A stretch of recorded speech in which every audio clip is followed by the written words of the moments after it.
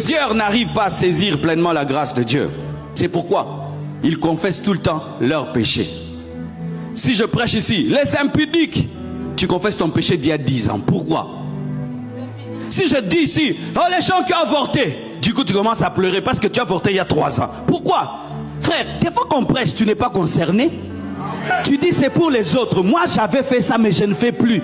Je ne suis pas concerné. Des fois quand on fait des appels, venez devant les gens qui ont avorté. Toi ne viens pas. Dieu t'a déjà pardonné. C'est pour le bébé spirituel qui vient d'avorter.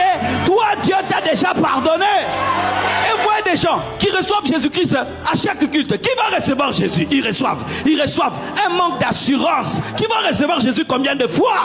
Même là encore tu vas recevoir. Vous confessez tout le temps vos péchés et vous pleurez. Ça fait 10 ans que tu confesses le même péché. Tu as un problème de saisir la grâce de Dieu. Tu n'es pas sûr que tu vas aller au ciel. Quand tu penses à ta mort, tu as peur comme un païen. Lorsqu'on n'a pas l'assurance du salut, l'assurance de la grâce, qu'est-ce qui se passe? Le diable utilise même des faux prophètes qui vont prophétiser tes anciens péchés. Sache ceci. Si tu as confessé un péché et un prophète vient te prophétiser ce péché, ce n'est pas Dieu qui l'a envoyé, c'est Satan. Parce que Dieu a oublié, il ne peut pas prophétiser des choses qu'il a oubliées. Tu me prophétises ma vie passée? Non, je ne vais pas venir. Ce n'est pas Dieu qui t'a parlé, c'est Satan qui t'a parlé. Satan se souvient de mes péchés, mais Dieu a oublié mes péchés. Certains vous jeûnez parce que vous avez la culpabilité. Tu ne crois pas que Dieu peut t'exaucer sans jeûner? Moi je ne jeûne pas pour que Dieu m'exauce, hein. Je jeûne parce que c'est une discipline spirituelle. Mon enfant n'a pas besoin de se priver de nourriture pour que je lui donne un bonbon. Et aussi, tu jeûnes pour que Dieu te pardonne. Dans le Nouveau Testament, on ne jeûne pas pour être pardonné. Il n'y a pas le jeûne de repentance. Il n'y a pas le jeûne de repentance. Il n'y a pas le jeûne de repentance. Dans la Nouvelle Alliance, des chrétiens qui jeûnent pour que Dieu leur pardonne. D'autres même font ce qu'on appelle l'autoflagellation. Il prend une corde et puis avec des épines, il se tape comme ça. J'ai péché, et il est blessé. On dit que c'est un saint, un vrai incrédule rempli de cicatrices. Un vrai incrédule rempli de cicatrices. L'échange a eu bel et bien lieu. Je n'ai plus de malédiction. Amen.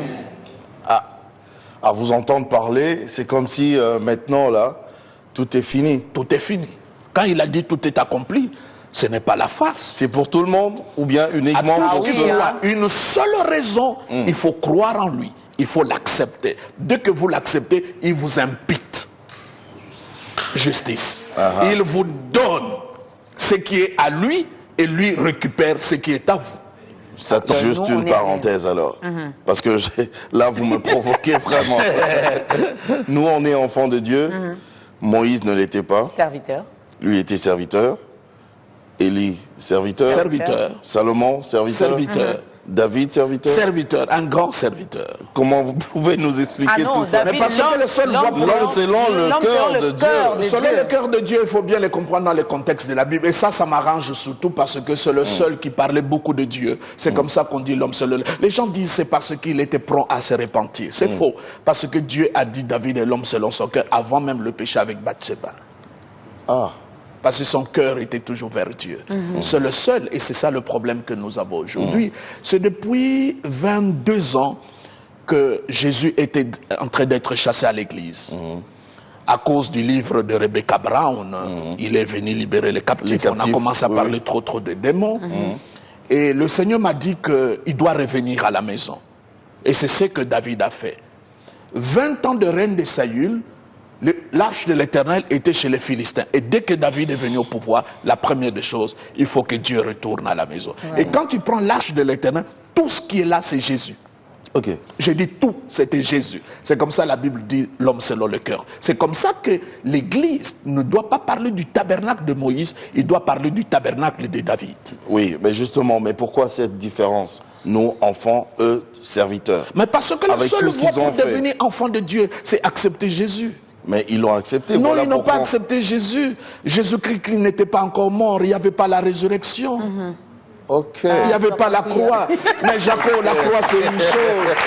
Mais la croix c'est quelque chose. Oui, mais maintenant... Mais la croix c'est quelque chose, Jacob. La croix c'est quelque chose. La résurrection c'est quelque chose. Les historiens même disent avant et après Jésus. Voilà. Et les évangiles, ce n'est pas la nouvelle alliance. Parce que pour qu'un testament soit crédible, il faut que le testateur meure. Dans les évangiles, Jésus est encore vivant. Donc ne me parlez pas de Lazare. Ah non. Ah. N'est-ce pas? Ne me parle pas de Lazare. Donc nous là, on est des enfants de Dieu. Alors